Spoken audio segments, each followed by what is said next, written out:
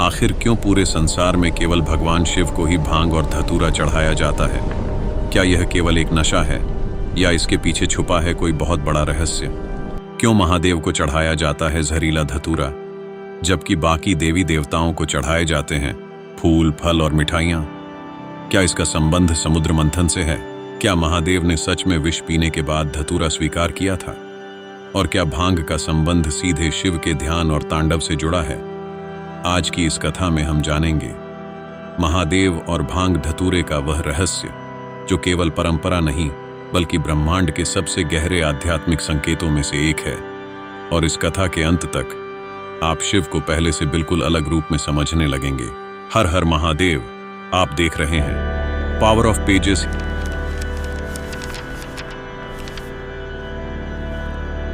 हिमालय की ऊंची चोटियों पर, जहां चारों ओर केवल बर्फ थी, जहां हवाएं भी मौन होकर बहती थीं, वहीं कैलाश पर्वत पर विराजमान थे स्वयं महादेव। उनकी आंखें बंद थीं, संपूर्ण ब्रह्मांड शांत था और उनके शरीर पर लिपटे थे नाग। जटाओं से बह रही थी गंगा, भस्म से ढका शरीर, और गहरे ध्यान में बैठे थे देवों के देव महादेव। महादेव का स्वरूप हमेशा से संसार के लिए रहस्य रहा है।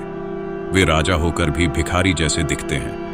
वे संहारक होकर भी सबसे बड़े दयालु हैं। वे महलों में नहीं, श्मशान में निवास करते हैं। और सबसे आश्चर्य की बात, जहां सभी देवी देवताओं को सुगंधित पुष्प चढ़ाए जाते हैं, वहीं महादेव को चढ़ाया जाता है भांग, धतूरा और बेलपत्र। लेकिन आखिर क्यों?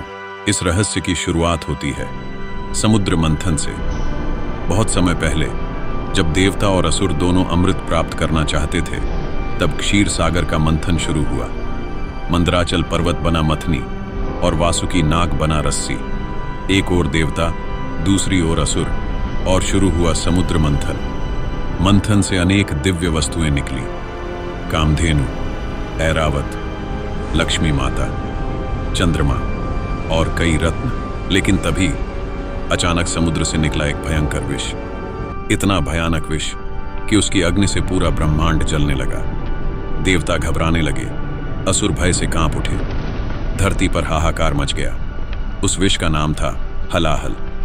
हलाहल इतना शक्तिशाली था कि यदि उसकी एक बूंद भी पृथ्वी पर गिर जाती तो संपूर्ण सृष्टि समाप्त हो जाती। तभी सभी देवता भागते हुए पहुंचे कैलाश पर्वत। हे महादेव, हमें बचाइए, सृष्टि विनाश के कगार पर है। महादेव ने धीरे से अपनी आंखें खोली। उन्होंने देखा पूरा ब्रह्मांड भय में डूबा हुआ है। और फिर बिना एक पल सोचे महादेव ने वह संपूर्ण विष अपने हाथों में उठा लिया।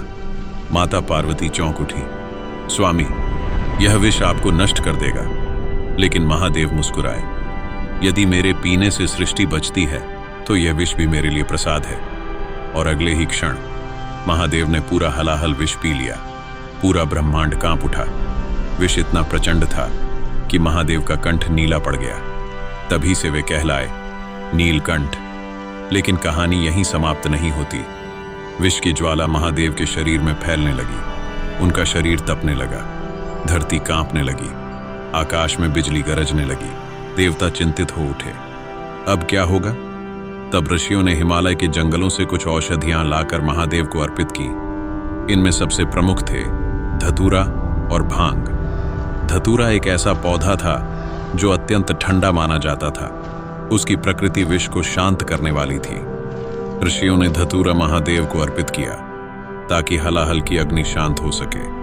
और आश्चर्य, कुछ ही समय में महादेव का शरीर शांत होने लगा। तभी से धतूरा महादेव को प्रिय माना जाने लगा। लेकिन धतूरा केवल एक औषधि नहीं था, उसके पीछे छुपा था एक बहुत बड़ा आध्यात्मिक संदेश।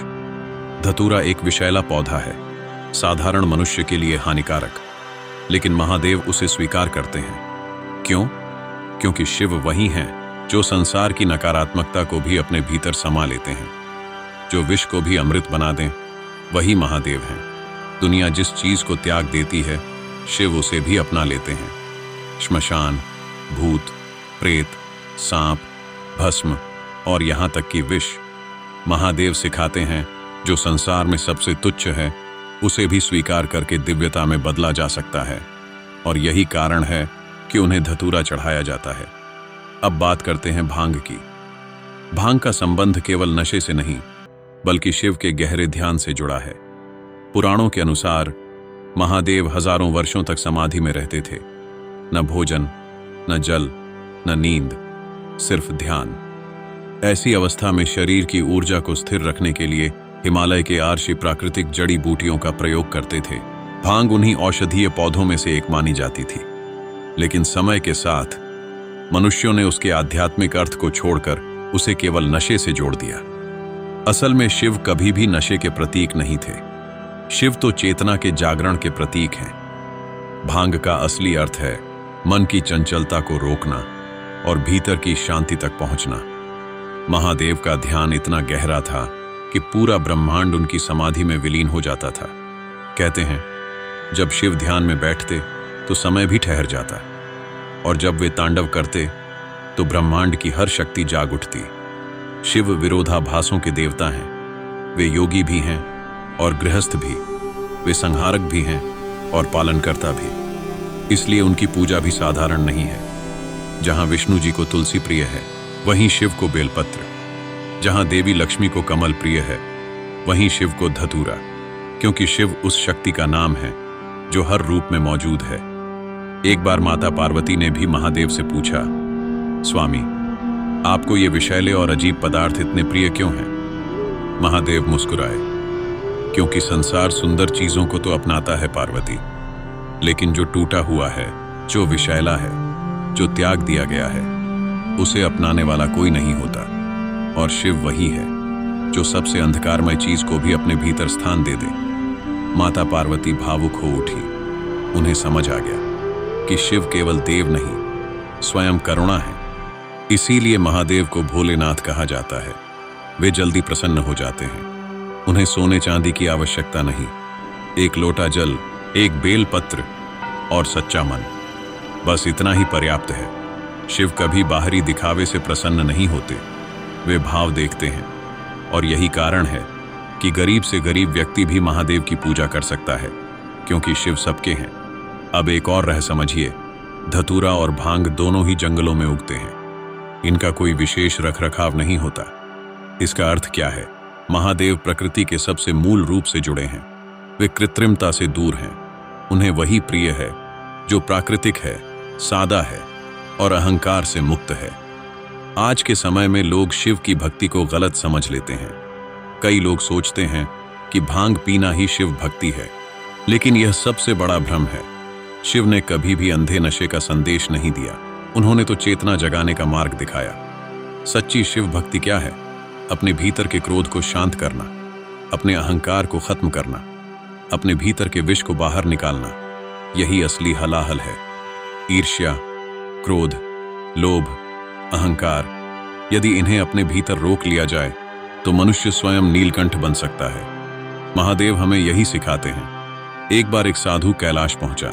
उसने देखा महादेव के सामने भांग और धतूरा रखा है। वह सोचने लगा, यदि ये चीजें शिव को प्रिय हैं तो इन्हें ग्रहण करने से मैं भी शिव के करीब पहुंच जाऊंगा। उसने अत्यधिक भांग पी ली। कुछ ही समय बाद उसकी चेतना बिगड़ने लगी। वह गिर पड़ा। तभी महादेव प्रकट हुए। मूर्ख, शिव को समझे बिना शिव की नकल मत करो। जो विष मैं पी सकता हूं वह हर कोई नहीं पी सकता। पहले अपने भीतर का जहर खत्म करो, फिर शिव को समझ पाओगे। साधु रोने लगा। उसे अपनी गलती समझ आ गई। महादेव केवल बाहरी रूप नहीं है, वे एक अवस्था हैं, एक चेतना है, और जो अपने भीतर के अंधकार को जीत ले वही शिव के करीब पहुंचता है। इसीलिए शिवरात्रि के दिन लोग महादेव को भांग, धतूरा और बेलपत्र चढ़ाते हैं।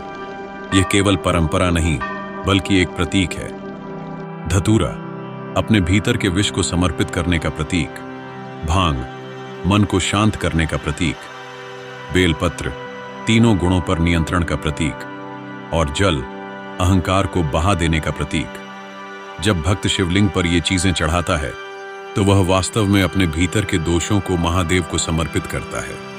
महादेव इसलिए महान है क्योंकि वे केवल अच्छाई को नहीं, बल्कि बुराई को भी स्वीकार करके उसे बदल देते हैं, और यही उन्हें सबसे अलग बनाता है।